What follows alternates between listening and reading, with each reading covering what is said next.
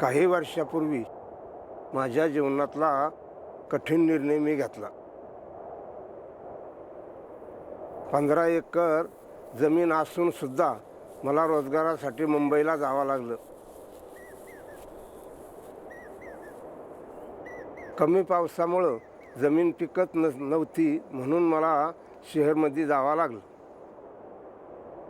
50 रुपये रोज मिळत होता, पण इथल्या शेतीपेक्षा ते नक्कीच चांगलं वाटत होतं.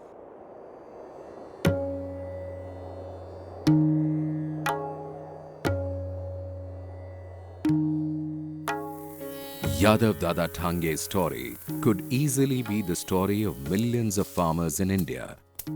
In a country where more than half the population engages in agriculture for a livelihood, every drop of rain becomes a precious lifeline for each farmer. Even though India is blessed with ample rainfall, a majority of its population lives with the nightmare of acute water scarcity. This water crisis is born out of mismanagement, inefficient planning and wastage. In addition, relentless pollution and non-renewable mining of groundwater are rapidly threatening the existing supply of water. With the onslaught of climate change, India's water crisis presents an even more frightening picture.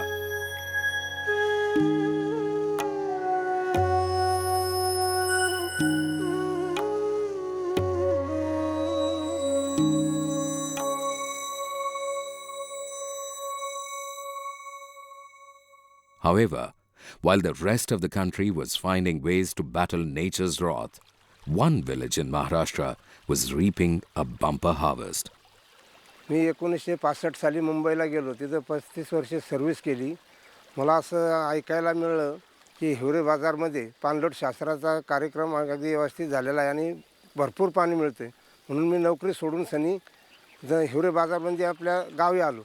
आल्याच्यानंतर इथं माझी जुनी बावडी होती. त्या बावडीला मी विहीर होती, विहिरीला खोदलं तर मला पाणी चांगली पाणी साथ दिली, भरपूर पाणी मिळालं. आणि ते सगळं हे जे काम केलं हे सगळं संघटितपणामुळे झालेलं आहे. याच्यामुळे हे कुठल्याही चमत्कारापेक्षा काही कमी नाही. Nestled in the Sahyadri range of Maharashtra's Ahmednagar district, the village of Hivre Bazar lies in a rain shadow area. While the Konkan region on the west of the Sahyadris enjoys a bounty of 4,000 millimeters of annual rainfall, Hivre Bazar, lying on the east, receives a scanty average of about 400 millimeters annually, making it one of the driest and most drought-prone regions in the country. However, such persistent failure of monsoons and chronic droughts did not break this village's back. Instead, Hivre Bazar is today an oasis in the middle of the desert. Community involvement पानी में काफ़ी ज़रूरी है कि भाई हमारे गांव में ये सारे प्रॉब्लम्स क्यों है. इतनी कम बारिश है, माइग्रेशन है, यहाँ कोई रुकता नहीं है, गांव के हालात ख़राब है. तो हालात में सुधार लानी है. तो लोगों ने कहा अरे पानी नहीं है करके ये प्रॉब्लम है. अगर पानी आ जाएगा तो प्रॉब्लम ख़त्म हो गए. तो मैंने उनको ये कहा कि पानी तो आ जाएगा, लेकिन बारिश का जो पानी है बस वही पानी अगर वाटर शेड करेंगे तो पानी आ जाएगा. The year 1989 marked the beginning of Hivre Bazar's reversal of fortunes. The villagers unanimously elected Popat Rao Pawar as the village head and believed in his vision of change. Pawar convinced every villager of the importance of managing their own water. एक ज़माना था कि बस रेनफीड cropping pattern था. बारिश हो गई crop मिलता था, बारिश ख़त्म हो गई पानी ख़त्म होता था. और आज हालत ऐसी है कि समर सीजन का चौथा क्रॉप अब गांव में लोग लेते हैं. The soil in Hivre Bazar is shallow and suffers from low fertility. Realizing that the answer to their problems also lay in this very soil, the villagers designed a watershed program with rainwater harvesting at its heart. A watershed is a series of traditional water structures that help in trapping and storing rainwater.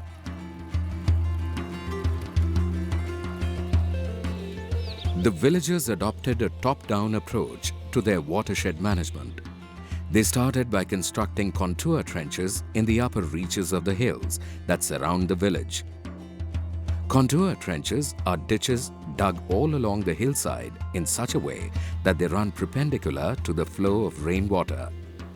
The soil excavated from the ditches is used as a fertile ground to plant saplings. When it rains, the water flows into these trenches and seeps into the soil, while also nourishing the saplings. Gradually, the roots of the trees trap rainwater, check surface runoff, and prevent soil erosion. This in turn replenishes the water table and revives the wells in the village. In the middle reaches of the watershed, earthen bunds have been built to collect the rainwater as it flows down from the upper reaches. These small bunds are made by compacting black soil because this particular soil type prevents water from flowing through it. Simultaneously, such bunds also allow water to percolate directly into the soil. Excess water then flows to the lower reaches through a channel built alongside the bund.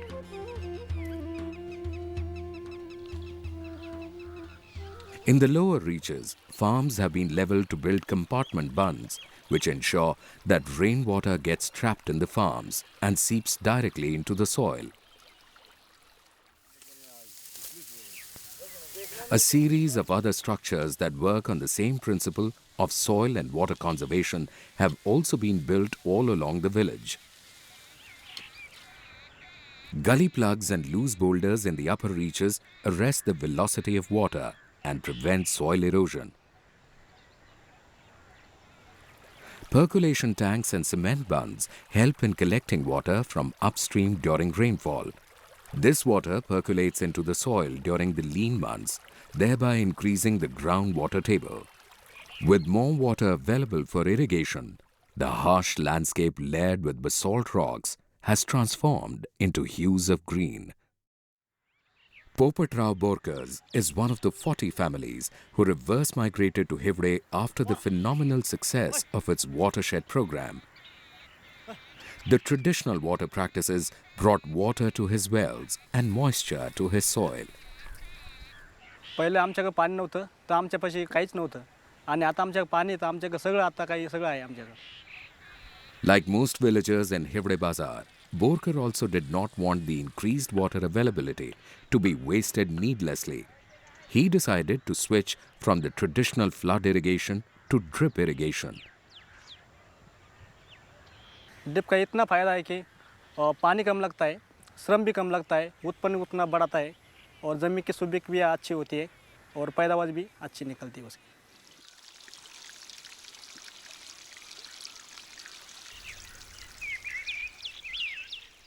पहले की हालत तो बहुत कम थी, पानी कम मिलता था तो उसी हिसाब से गांव वाले क्रॉपिंग पैटर्न लिया जाता था, जवार बाजरा, जिसके पास पानी है उसके पास गेहूँ. लेकिन वाटर ऑडिट शुरू होने के बाद में गांव वालों ने हर महीने में यहाँ पर वाटर ऑडिट, ओपन वेल से वाटर ऑडिट किया जाता है, जो लेवल लिया जाता है, तो उसी हिसाब से यहाँ पर क्रॉपिंग पैटर्न लिया जाता है. और उसमें 250 या 300 मिलीमीटर बारिश गिर गया तो ओनियन, पोटैटो, वेजिटेबल वो लिया जाता है. तो उसी हिसाब से यहाँ पर ग्राम सभा में डिसीजन लेके ये निर्णय लिया, जो कि बारिश होने के बाद में बर्ड्स में कितना पानी आता है उसी हिसाब से वो किसान लोग भी अपना अपना क्रॉपिंग पैटर्न लेना उन लोगों ने भी फाइनल किया है. Collective decision-making has been the hallmark of Hivre Bazar's success story. By popular decree, the entire village of more than 1,300 people curbed the temptation of growing water-intensive cash crops like sugarcane and banana. The effective ban on free grazing has led to an exponential increase in the production of grass. पूर्वी शेती होती पण जरायत होती. त्याच्यानंतर गावामध्ये जलसंधारणाचं काम झाल्यामुळं पाणी उपलब्ध झालं आणि मग शेती बागायत झाली. शेती बागायत झाल्यामुळे शेतीतून जनावरांचा चारा आणि उत्पन्न मिळू लागल्यामुळे गायाचा धंदा वाढवला. त्याच्यातून एक गाई एक दिवसाला 20 ते 25 लिटर दूध द्यायची. त्याच्यामुळं कुटुंबाचं उदरनिर्वाह चांगल्या प्रकारे झाला. Today, 70% of villagers engage in dairy farming as a subsidiary occupation, and the local dairy cooperative is a flourishing commercial endeavor.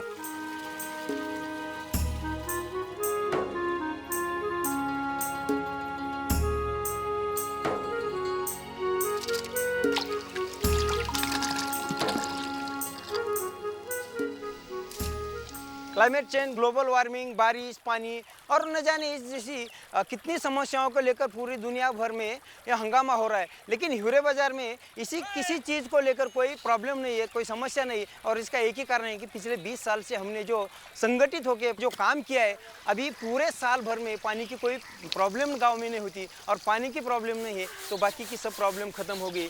और माना कि ये किसी चमत्कार से कम नहीं है, और ये चमत्कार हर एक गाँव में हो सकता है। लेकिन सबने सोचना चाहिए कि हिवरे बाज़ार में हो सकता है, हम क्यों नहीं कर सकते।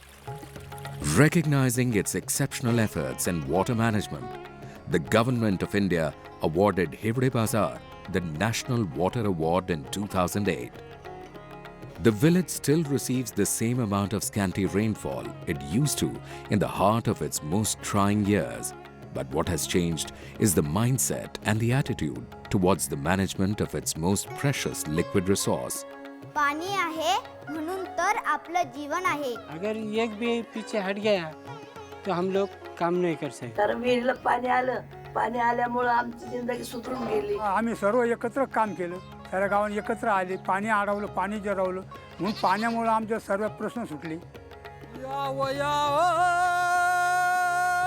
In a land where songs about water have echoed for decades, a new story has been scripted by the ordinary farmers of Hivre Bazar.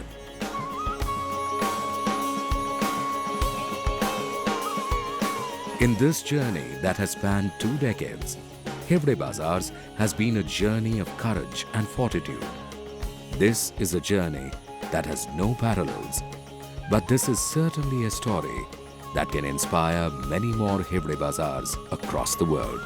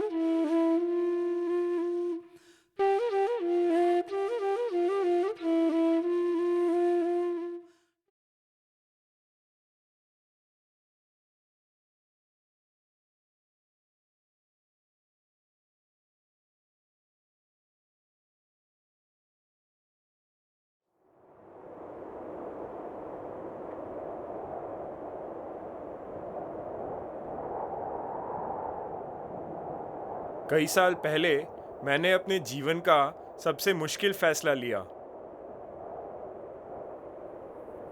15 एकड़ ज़मीन होने के बाद भी मुझे अपनी रोजी रोटी के लिए मुंबई जाना पड़ा।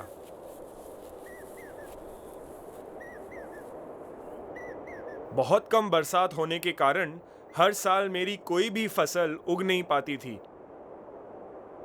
मुंबई में मजदूरी करके जो मैं रोज़ के 50 रुपए कमाता था, उस समय वो गांव में किसान बनने से बेहतर था।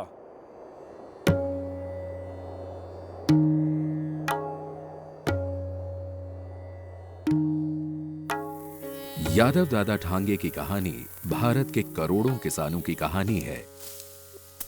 एक ऐसा देश जहां आधी से ज्यादा आबादी अपनी रोजी रोटी के लिए खेती पर निर्भर है, वहां बारिश की एक एक बूंद हर किसान के लिए जीवन रेखा है। हालांकि भारत को अत्यधिक वर्षा का वरदान प्राप्त है, फिर भी देश के कई क्षेत्र बारिश की एक एक बूंद को तरसते हैं। इस जल संकट के कारण है खराब व्यवस्था, अक्षम योजनाएं और पानी की बर्बादी। इसके साथ ही बदलती आबादी और जलाशयों का दोहन तेजी से जल संकट के कारण बन रहे हैं। जलवायु परिवर्तन के साथ भारत के जल संकट ने एक अत्यधिक भयंकर तस्वीर प्रस्तुत कर दी है।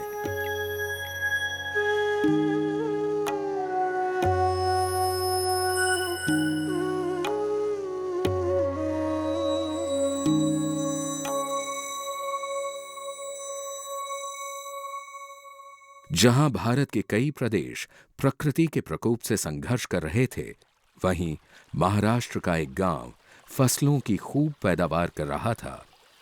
मी 1965 साली मुंबईला मैंने अपना गांव 1965 में छोड़ा और 35 साल मुंबई में रहा। कुछ सालों बाद मैंने सुना कि मेरे गांव के लोग बरसात के पानी को बचाकर सूखे का सामना कर रहे थे। मैंने अपनी नौकरी छोड़कर अपने गांव हिवड़े बाजार वापस आने का फैसला किया। जो सूखे कुएं मैं छोड़कर गया था, उनमें अब मेरे खेतों के लिए खूब पानी था। मेरे गांव में सामुदायिक सहयोग से जो काम हुआ है, वो किसी चमत्कार से कम नहीं है। चमत्कारापेक्षा काही कमी नाही।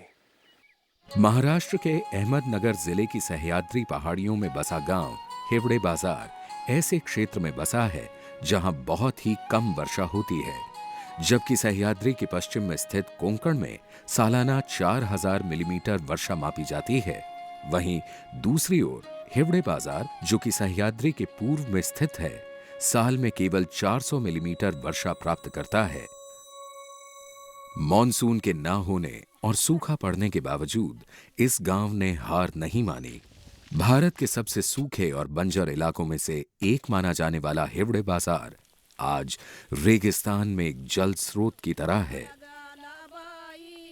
कम्युनिटी इन्वॉल्वमेंट पानी में काफ़ी जरूरी है कि भाई हमारे गांव में ये सारी प्रॉब्लम्स क्यों है। इतनी कम बारिश है, माइग्रेशन है, यहाँ कोई रुकता नहीं है, गांव के हालात ख़राब है, तो हालात में सुधार लानी है। तो लोगों ने कहा अरे पानी नहीं है करके ये प्रॉब्लम है, अगर पानी आ जाएगा तो प्रॉब्लम ख़त्म हो गए। तो मैंने उनको ये कहा कि पानी तो आ जाएगा, लेकिन बारिश का जो पानी है बस वही पानी अगर वाटर शेड करेंगे तो पानी आ जाएगा। सन 1989 हिवड़े बाजार का भाग्य पलटने का शुरुआती दौर माना जाता है। गांव वालों ने एकजुट होकर पोपट राव पवार को गांव का मुखिया चुना और उनकी प्रगतिशील दृष्टि में विश्वास किया। पवार ने हर एक गांव वाले को पानी की उपयोगिता का महत्व समझाया। एक जमाना था कि बस रेनफीड क्रॉपिंग पैटर्न था, बारिश हो गई क्रॉप मिलता था, बारिश खत्म हो गई पानी खत्म होता था। और आज हालत ऐसी है कि समर सीजन का चौथा क्रॉप अब गांव में लोग लेते हैं।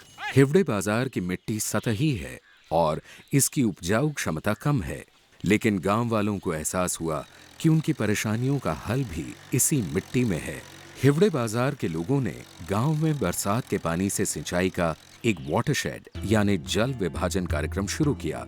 जल विभाजन व्यवस्था जल के परंपरागत प्रबंधन की वो व्यवस्था है जिससे बरसात के पानी को आसानी से रोका और जमा किया जा सकता है। गांव वासियों ने गांव के चारों ओर पहाड़ों के ऊपरी क्षेत्रों में गहरी नालियां खोदी। ये कॉन्टूर ट्रेंचेस यानी सामोच्च नालियां पूरे पहाड़ पर खुदे ऐसे गड्ढे होते हैं जो बरसाती पानी के बहाव की दिशा के 90 डिग्री के कोण पर खोदे जाते हैं। बारिश का पानी सीधा इन गड्ढों में गिरता है। इन गड्ढों की खुदाई के दौरान निकली मिट्टी को पौधे लगाने के लिए एक उपजाऊ जमीन का रूप दे दिया जाता है। जब वर्षा होती है तो पानी इन नालियों में बहने लगता है और मिट्टी में जाकर पौधों को पोषण देता है। धीरे धीरे ये पेड़ बरसात के पानी को अपनी जड़ों में फंसाकर मिट्टी के कटाव को रोकते हैं। इसी तरह गांव के कुओं में पर्याप्त पानी मौजूद रहता है। जल विभाजन के मध्य भाग में मिट्टी को इकट्ठा किया गया ताकि ऊपर से नीचे आते पानी को जमा किया जा सके। ये मिट्टी के छोटे छोटे ढेर काली मिट्टी को सुसंबद्ध करके बनाए गए हैं, क्योंकि इस तरह की काली मिट्टी पानी को आगे बहने से रोकने का कार्य करती है।